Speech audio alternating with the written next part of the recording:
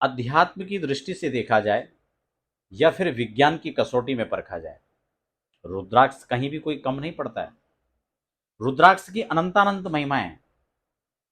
रुद्राक्ष को जब भी आप धारण करें तो भगवान शिव के प्रसाद को स्वीकार करके आप धारण करें। फिर इसका जो फल है वो किसी सीमा में नहीं, अपितु जो रुद्राक्ष की वास्तविक महिमा है और उसका रुद्राक्ष का जो वास्तविक फल है वो आपको प्राप्त होगा। इसीलिए हम आज चर्चा करेंगे कि कौन सा रुद्राक्ष आपको धारण करना है, कैसे धारण करना है, क्या विधि होगी। चर्चा को आगे बढ़ाएं। पहली बार चैनल पर विजिट कर रहे हैं तो चैनल को सब्सक्राइब करके बेल आइकन जरूर प्रेस कर लीजिए, क्योंकि यहाँ पर अध्यात्म, ज्योतिष, वास्तु, रत्न, रुद्राक्ष या इसी प्रकार की और भी खास चर्चाएं आपको देखने को मिलेंगी। जैसे कि मैंने पहले कहा, रुद्राक्ष को सिर्फ एक किसी खास फायदे के लिए नहीं, बल्कि रुद्राक्ष को सिर्फ महादेव का प्रसाद समझ करके आप स्वीकार कीजिए, उसी रूप में उसको धारण कीजिए।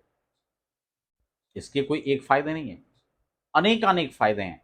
इसलिए किसी एक फायदे को बता करके और उस रुद्राक्ष की महिमा को बता देना, मुझे लगता है वो रुद्राक्ष की महिमा पर कहीं ना कहीं उसके फल में न्यूनता को लाना है।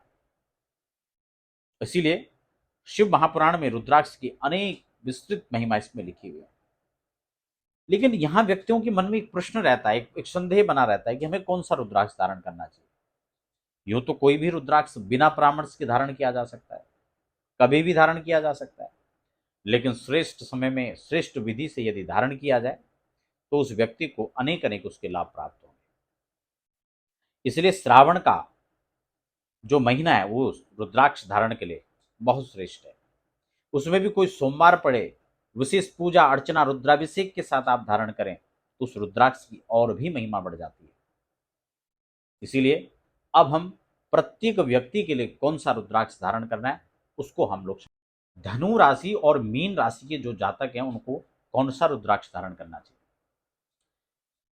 देखिए, दोनों राशि का जो स्वामित्व प्राप्त है वो देवगुरु बृहस्पति को है, और बृहस्पति एकमात्र ऐसे ग्रह हैं जो धन के कारक माने जाते हैं, संतति के कारक माने जाते हैं, नौकरी के कारक माने जाते हैं।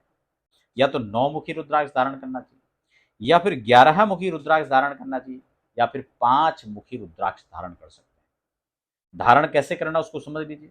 किसी भी दिन, विशेषकर सोमवार को करें तो बहुत अच्छा।